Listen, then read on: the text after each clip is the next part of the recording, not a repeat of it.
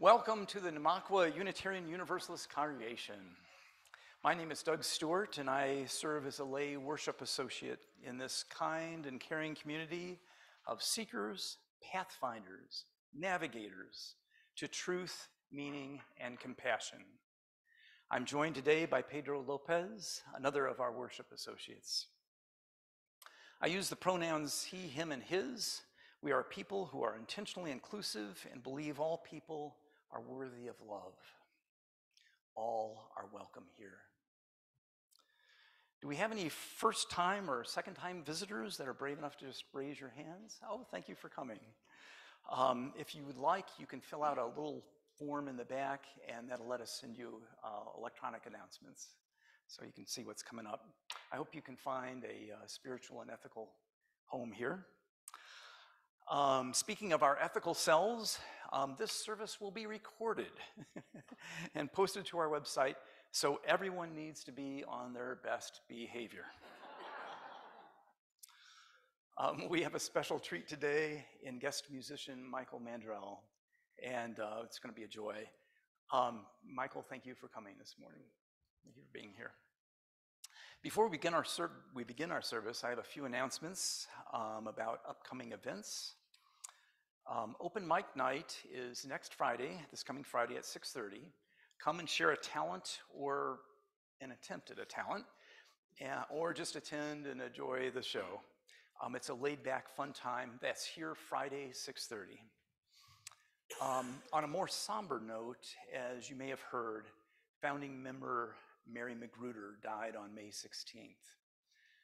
She did not want a formal memorial, so we're going to hold an informal gathering and share stories, poetry, and song. That's going to be next Saturday, June 17th at 11 a.m. Let's see. Also, next Saturday, we can show Loveland how we walk our talk. The Social Justice Ministry will be participating in the Juneteenth celebration from 2 until 6. And we're looking for volunteers to take a 2-hour shift at the Namaqua UU table. So contact Sue Matthews if you can sit at our table and advertise our social justice ministry on Juneteenth next Saturday from 2 to 6. Yep. Next, let's see. We have maybe an auction announcement coming up.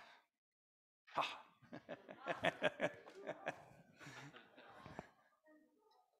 know y'all used to seeing the babbler up here, but he's decided to take a little vacation. So I'm here to share a little news about the auction. Just like summer, it's right around the corner. Again, it's on the June 24th, Saturday at the Chilson.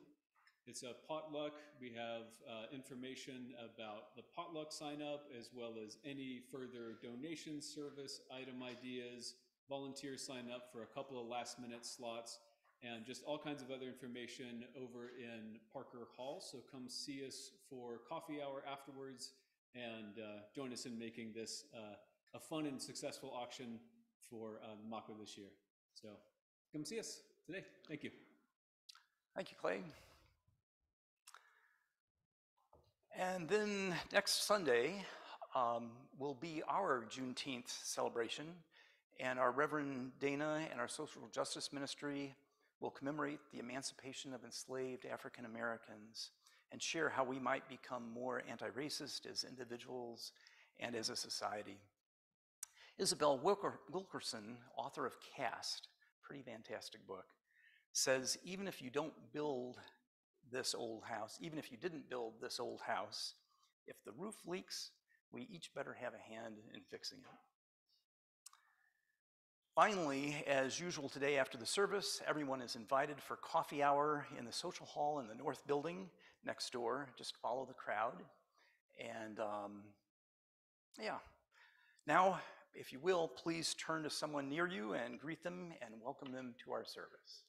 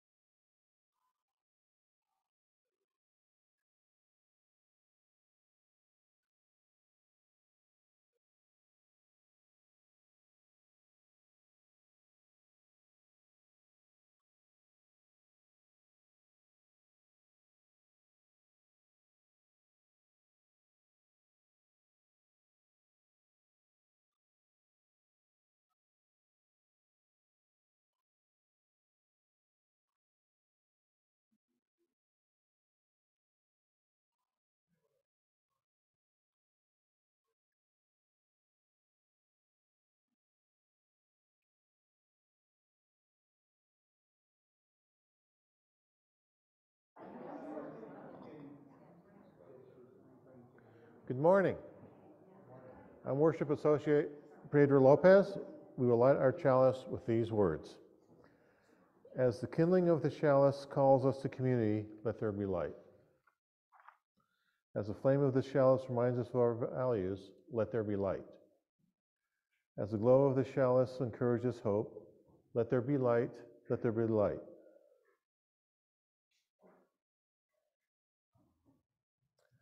Please join me as we speak our congregational affirmation together as a reminder of how we strive to build beloved community together. Love is the spirit of this church and service its call. This is our great covenant, to dwell together and please, to seek the truth in love, and to help one another. Now, please join me in rising as you're willing and able to sing our opening song, number 318, We Would Be One.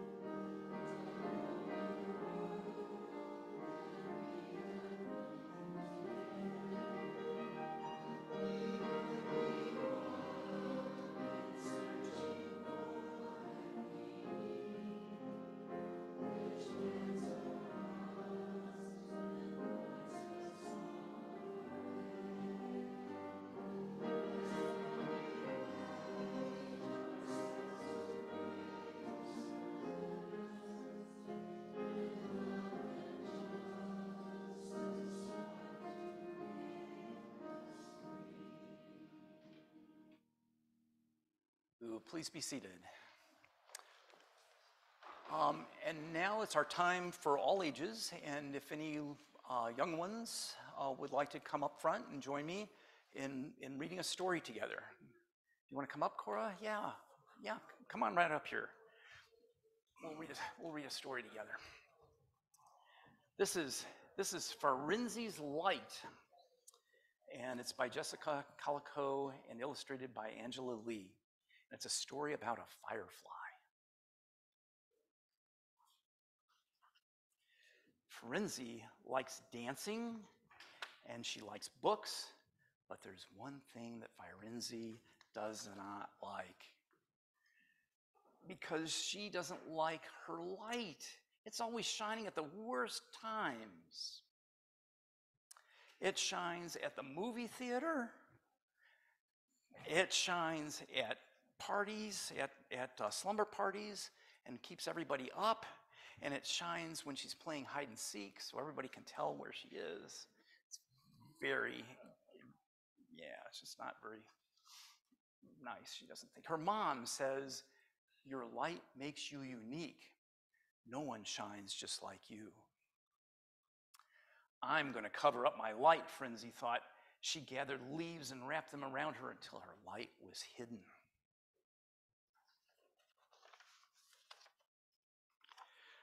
During a game of hide and seek, Farinzi hid in her best spot, deep in the dark bushes.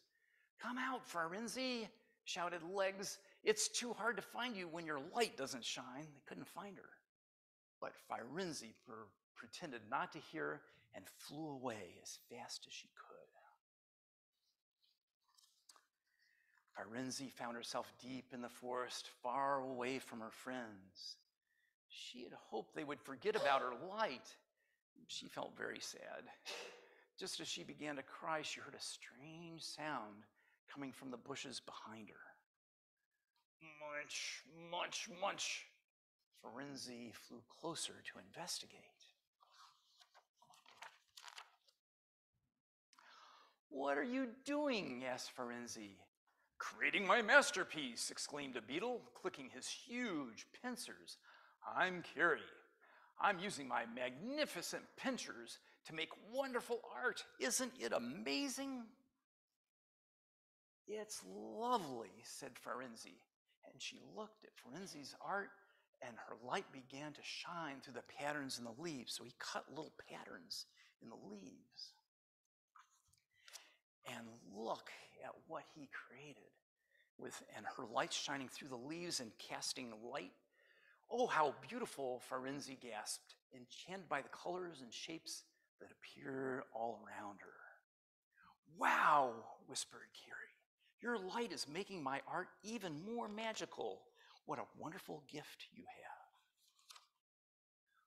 have. Oh no, said Firenze. I don't like my light. I wish it would go away. She began grabbing leaves to wrap around her. I understand, said Kyrie. I used to feel the same way about my pincers, but then I realized I am brilliant. I am wonderful. I am unique. I wish I could feel like that about my light, Carrie, but I don't, Firenze exclaimed, and then she flew on alone. A few days later, Firenze received a package. It says, dear, and with a letter, it said, Dear Firenze, I made this skirt just for you. I hope you will wear it to my art show tomorrow. Your light is a gift. Let it shine. Love, Kyrie. And there's a skirt, and it has little cutouts in it that he made with his pincers. Firenze felt nervous as she arrived at the art show. And then at the next day, but as her light glimmered through her skirt, she saw the faces of her friends. See what happens when you let your light shine? How lovely, brilliant. When Firenze twirled on the stage, she realized how powerful her light was. It was creating magical art, joy for her friends, and happiness in her heart. Suddenly, Firenze felt very grateful she was a firefly. And that's our story. If you would, form an arch over the center, and we'll sing our children out to Go Now in Peace. Cora, would you lead us? Go now in peace, go now in peace. May the story of love surround you everywhere, every.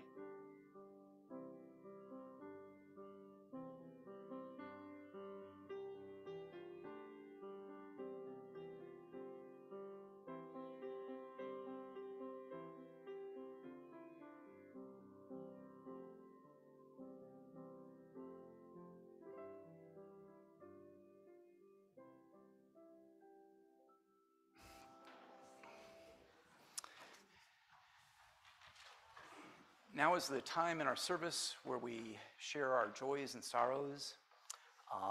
If you have a joy or sorrow that you'd like to share, a personal joy or sorrow, please keep it brief, but we'd love to hear it, and we'll respond with our motion of beating hearts. Anyone have a joy or sorrow they'd like to share? Mim?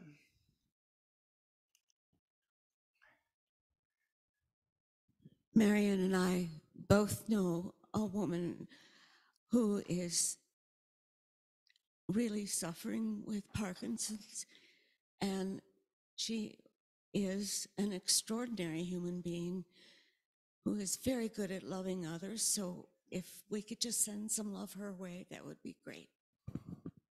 Rosemary. Sending love to Rosemary.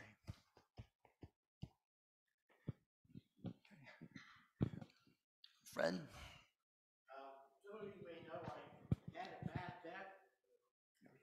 Somebody may know that I had a bad back this last week, kind of an acute pain, but between the urgent care doctor and my chiropractor, it's sort of serviceable now. And my chiropractor got to use his new toy, a laser. You get back pain, you can get a laser treatment now. Well, for healing and for further healing, we'll give our hearts. Hey, that was Peter. Fred. No, it wasn't. It was Fred. Sorry. And this is Janet. And I have exciting news, of course. My daughter and I went to see Ringo Starr and his all-star band. And it really was an all-star band because it was like 5 concerts in one. Lead singers from 4 other bands, 5 other bands. And it was fantastic. We danced for 3 hours. It was amazing. So, but I do have a little concern. It's just a little concern because he's like so hard-headed. My brother had a stroke again, but he's so hard-headed. He's be fine. He'll be fine. He's fine. But he's in Arkansas, so yeah. So I'm not going to go see him. But that's a little concern. Okay. For the joy of music and for healing for your brother. I have a joy, as you saw this morning. My daughter and her family, my 2 grandkids, my 2-year-old Alice and 5-year-old Whitaker, are staying with me for the summer as they transition from DC to Sacramento. And so far it's been joyous, but all of you who are grandparents in here, it's also very draining. They're taking a lot of energy from grandma, but I'm holding in there. So that's my joy right now. For family bonds. Fran. Hi, I'm Fran, and it was going to start off as a sorrow, but it's ended up as a joy.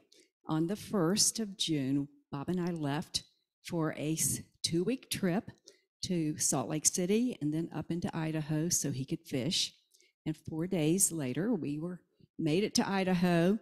He was fishing, and I had a call, and it was from Camp Bow Wow telling us that Baguette was expelled, and somebody had to come get her. She wouldn't eat for 2 days. She wouldn't play. She just shivered and in a huddle and just was really not happy. So a neighbor got her, took her to our house.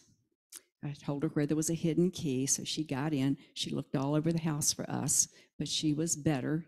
She made her some food, which she nibbled. And when Bob got home from fishing, I said, we have to go home tomorrow. So we drove all the way from Victor, Idaho, I think was the name of it, straight through Wyoming and home. She was very happy to see us. And as a result of all that, I got to go to my almost 5-year-old granddaughter's dance recital yesterday, and it was adorable. That's for I'm a dog person too. I'm Norma, and I have a birthday coming up on Saturday, and it's a big one, 70. Congratulations. For your birthday and for many more. Others? Brian. Hi, I'm Brian. I have a joy and a concern. My joy is I had a birthday yesterday. I turned 83, and my old neighbors had a party for me, and it was just a wonderful time. My concern is I was just diagnosed with prostate cancer, and I have started my radiation treatment next week, but the good news is that the survival rate is about 90 to 95%. So, yeah. Well, happy birthday, and we'll trust for healing.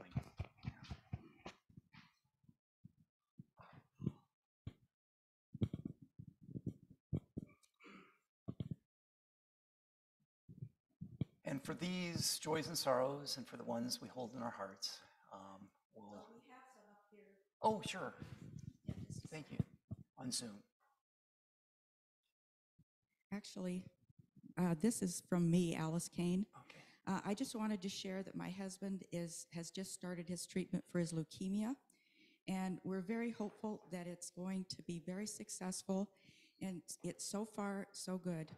Fingers crossed for us.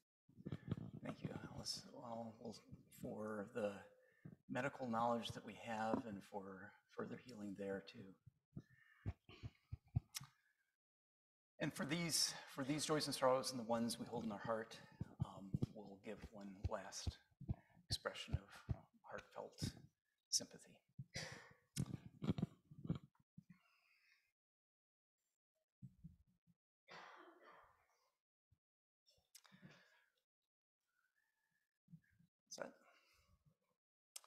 Our reading today is a Mary Oliver poem, The Buddha's Last Instruction. Make of yourself a light, said the Buddha before he died. I think of this every morning as the east begins to tear off its many clouds of darkness to send up the first signal, a white fan streaked with pink and violet, even green. An old man, he lay down between two salad trees, and he might have said anything, knowing it was his final hour.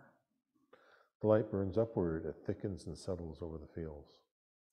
Around him, the villagers gathered and stretched forward to listen. Even before the sun itself hangs disattached in the blue air, I am touched everywhere by its ocean of yellow waves. No doubt he thought of everything that had happened in his difficult life. And then I feel the sun itself as it blazes over the hills, like a million flowers on fire.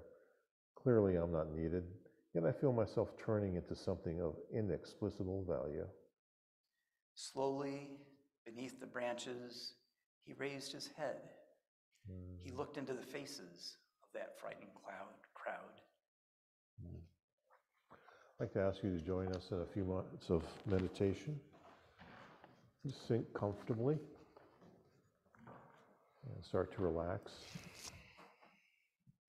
in your neck and your shoulders. We have so much tension in our shoulders. Let's just let it go. Take a deep breath and cleanse. Focus in on your breathing. Just in and out. And in and out. If any thoughts float by, just let them go. Just not become attached to them. If you find yourself becoming attached, you can use this mantra to let them go. I radiate peace.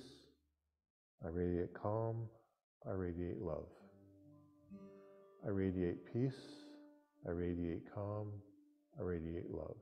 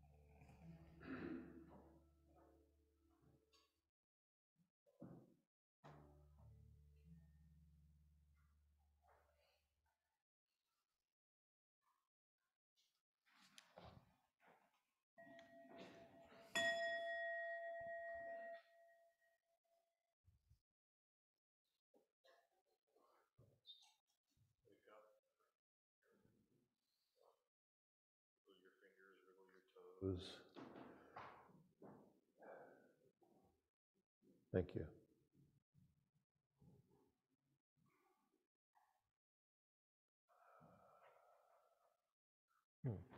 Entitled Our Reflection Beacons. Make of yourself a light. This was the Buddha's last instruction, Mary Oliver says.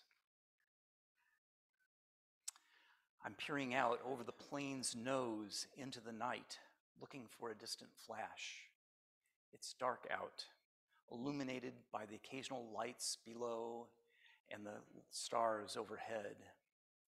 The glow ahead must be from Fort Collins. The flight has been and would remain uneventful. I'm looking through the plane's windshield to just beyond the glow ahead, hoping to see the flash of a beacon that will guide us home. It'll just be a brief flash. For as long as I remember, I've been fascinated with planes and flying. Still am, actually. I have an early memory, maybe I was 5 or 6 years old, of shaping 2 wire clothes hangers together and covering them with white medical tape to fashion a model airplane. Later in elementary school, I talked my parents into going to the local little airport just so I could look at the small planes.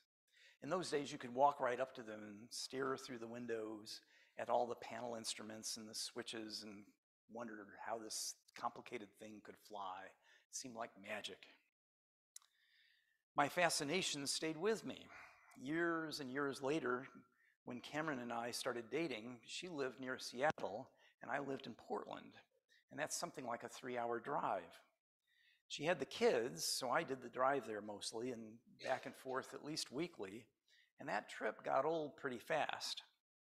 Cam knew of my interest in flying and, out-of-the-box thinker that she is, suggested I take lessons as my transportation method.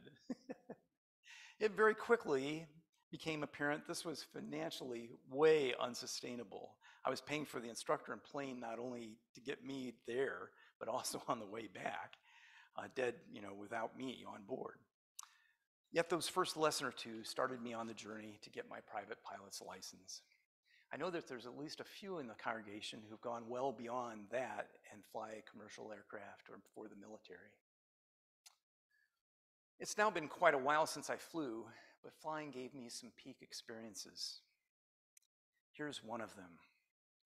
Cam and I are flying back from Salt Lake City to our Fort Collins Loveland Airport, having left late in the day at dusk.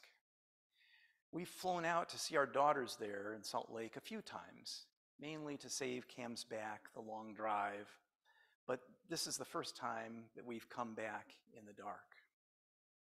As night fell, I'd followed a radio beam and then the headlights on I-80 across Wyoming to Rollins, where I banked right southeast to a heading that would take us towards our Fort Collins Loveland Airport. This path roughly follows 287, Highway 287, and I could occasionally make out headlights that I thought were probably on that road. They seemed to be far below. As it should and would, everything was going smoothly in the darkened cockpit, illuminated only by the various dials. Plenty of fuel, engine steady, well in the green. Still, we were up here, and home was down there, somewhere in the distance ahead. I peered through the windshield towards the distant glow of Fort Collins, looking. Out just beyond that glow, far away, a white flash. Was that it? Looking, another white flash. And then a few seconds later, followed by a green flash. That's the Fort Collins Loveland Airport light beacon reaching out to me. I adjusted our heading to point right at it. We'd soon be landing. In the pattern, I turned on the runway lights. You can do that from the air. Bright welcome home beacons. And I turned on my own landing lights, becoming a beacon myself and helping me see where I was going. Then I turned on final, runway clearly in sight, another uneventful night landing. A delight to have been in the air, a delight to be back on the ground, home. Looking back, that was a pretty neat life experience. Today, my desk doesn't have many mementos or reminders, but I do have a few. A few years ago, I added a lighthouse. It reminds me of two perspectives. Maybe, yay. The first perspective is beacons are out there. I just need to look for them. If I hadn't been looking for that airport beacon, I'd never have seen the flash, or if I had, I might have written it off as a random headlight. But I was looking for it, anticipating it, hoping for it, and that's the way I saw it. But beacons can only be seen if I'm headed in that general direction. If I'm headed away from them, it's going to take a miracle for me to notice them. A flash maybe in my peripheral vision, maybe telling me to turn around, not go the way that I'm currently headed. But if I'm already going that general direction, maybe it'll only take a little heading change to bring me that much closer to home, if you will, toward a life with more meaning and worth and compassion. For me, just being here at Namaqua helps me face the right direction. Another metaphor I like about beacons is that they're easiest to see when the outside is at its darkest. That's when the contrast is clearest. There have been a couple of times in my life when all the cards were up in the air and I really didn't know which direction to turn. I was looking for the direction to go. And I don't know that I can really say I saw something as clear as a beacon flash off in the distance, but I did gain a sense of a direction that would be good to explore. Maybe a glow off in the distance. That way, maybe it's lighter over there. Going towards the glow, leaning into the glow, and then, who knows, I might see a flash. For me, it's lighter here at Namaqua. And I like that beacons aren't constant. They're just flashes. I don't know about you, but I only occasionally get an insight or peak experience. Martin Buber talks of I-thou relating in his book, I and Thou. Now, thou might sound formal to our ears, but it's actually the familiar form of you, like tu in Spanish or du in Buber's German. In I-thou relating, Buber says, we and the other become very familiar indeed, enmeshed as one, losing our separateness in the togetherness of relating. Whether the other is a person or a tree. He actually uses a tree as an example of I-thou relating, taking in nature and nature taking in us. But Buber says we can't stay there and live in that close I-thou mode, that we quickly transition from I-thou relating to the more usual I-it relating, in which we treat the other and ourselves more objectively. Yet just because I live mostly in I-it relating doesn't mean the next connection won't come. It absolutely will. There will be another flash of light sometime if I keep myself open and looking for it. Now, retirement has me up in the air, figuratively. I no longer have the demands of a job to guide me. The meaning of my life is open to change. One of the most important places I get occasional flashes of where to go is here, within these walls. I have life experiences at Namaqua that I don't think I could gain any other way. It's amazing what we can do when it's amazing what we can create when we work together. We create this experience, which seems very true to life to me, getting at life's marrow. Which leads me to my second lifehouse perspective. If one perspective is of me looking off in the distance for flashes of a lighthouse or an airport beacon, the other perspective is when you or I might serve as a bit of a beacon ourselves. We can be lighthouses for one another. People at Namaqua have inspired me to action and to thought and to ways of being. As for action, our recent intern minister Claire reminded us that a gift he gave to his prison ministry was just to show up. Sometimes just taking the action to show up is what gets things started. It's the necessary first step. Just show up. For me, a good reminder. And here I get not only inspirations of actions, but of thoughts. For example, last congregational meeting, a member voiced a concern about a new UU value proposal to cherish all beings. Now, Unitarian Universalist values aren't carved in stone for all time, and there's a new one that's proposed to cherish all beings. All beings, he wondered? Did that include viruses too? And I wondered about Miller moths. But where else in the world would I gain such a deep felt concern about shared values? And then the thought about cherishing all beings led me to think about the nonviolent practice of ahimsa that Jainist ascetics do, the ones who sweep the ground ahead of them with brooms so as to not step on bugs. Their action always seemed extreme and futile to me, a waste of human intent and energy. And yet, done in a certain way, there could be a practice of mindfulness there that teases me, practicing being gentle, nonviolent, and compassionate with each sweep of the broom.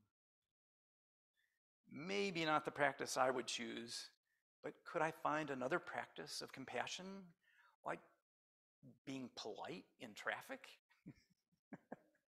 When I lived in Chicago, people would drive on the shoulder to cut in ahead, and that would drive me just nuts.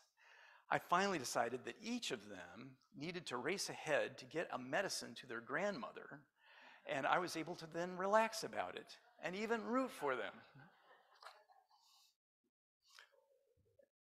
As important as the inspiration of new actions and new thoughts are to me, this inspiration to new ways of being is what draws me most to Namaqua. I think back before I discovered Unitarian Universalism to when I was trying to find ways to be all on my own. It's a tough world out there if one cares at all. We do not do as well as we should by one another, just in this country, let alone the world. And sometimes in my own family, and as well as the other stuff on my to-do list. It seems I could always do better. And even though I'm comparatively so well off, what can one person do? And how not to let that line of depressive thinking become a way of being that drags me into despair. When I despair, I need the glow and the distance and the flashes of light. I need the reminder that rugged individualism is an illusion, and what is most real is the relatedness Martin Buber pointed out we do in fact have as fundamental to our being with one another, person or tree.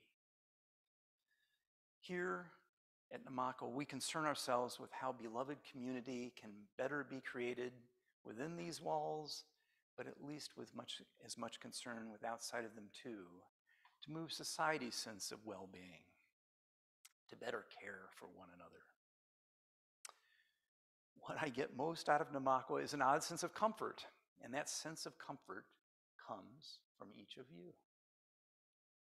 Despite the concerns of the world, I come here to recharge my battery, to regain faith in life's fundamentals. These do exist. Each spring reminds me of the magnificence of the life force. It springs from the barren ground, grass even in the cracks of sidewalks. It can be seen in every tree, and it is certainly to be found in my lawn, which needs to be mowed again. This life force is an energy of our children and in the gleam of the eye of those who have seen a lot of life.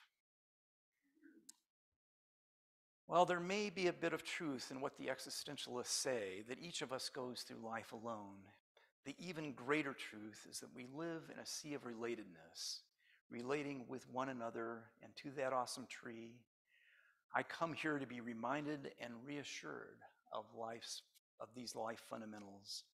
And we do this here in Namaqua for one another, catch our breaths, and re-enter the world in a little bit better state of being.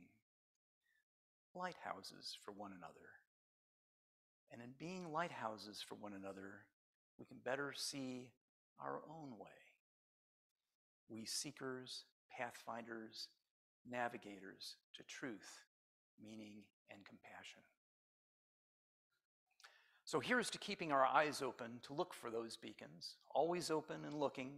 And here's also to being willing to be gentle beacons ourselves, each of us, to light our way and the ways of each other.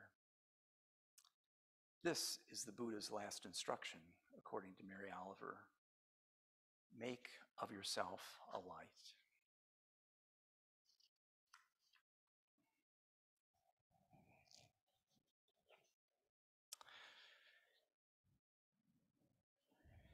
Each week, you support the work of this congregation and all the ways we live our values in the world through your generosity. In addition to supporting this church, half of our plate collection supports a local nonprofit organization, helping to make a difference beyond our walls. This quarter, our donations are supporting the Hart J. Center for Experiential Learning, based in Sylvandale Guest Ranch, a nonprofit that provides outdoor experiences for all ages. We'll collect our offering while listening to Michael provide our music.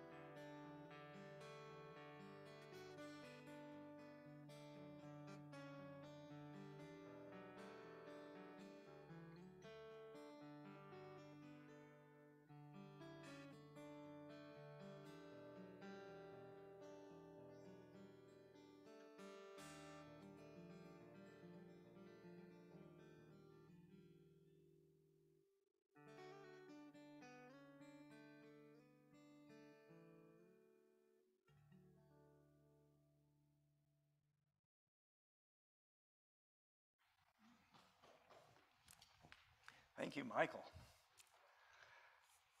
Following our closing song and before extinguishing the chalice, we'll get to hear Michael again. And now, please join me and rise if you are willing and able to sing our closing song, number 131, Love Will Guide Us.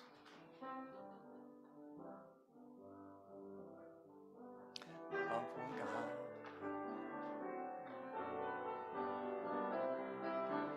Love will guide us, peace and stride us, love inside us, we'll know the way on the road from grace to living. Love will guide us through the hard night. If you cannot speak like angels,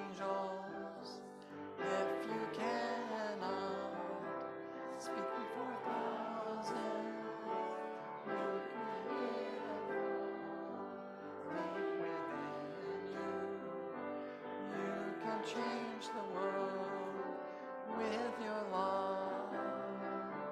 Love will guide us, peace has dried up.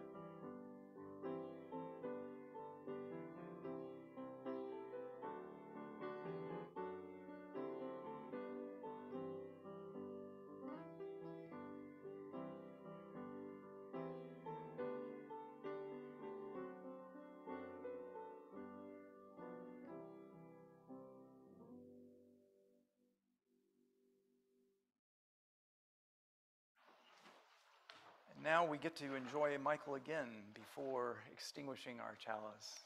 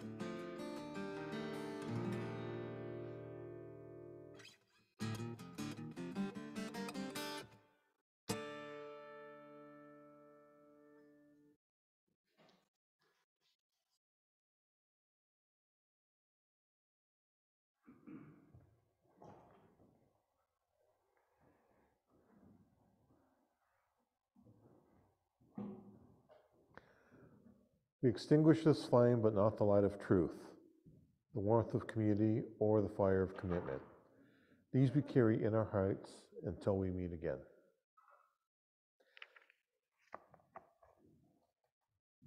Thank you all for attending. Thank you, Michael. Michael has some CDs on the back table.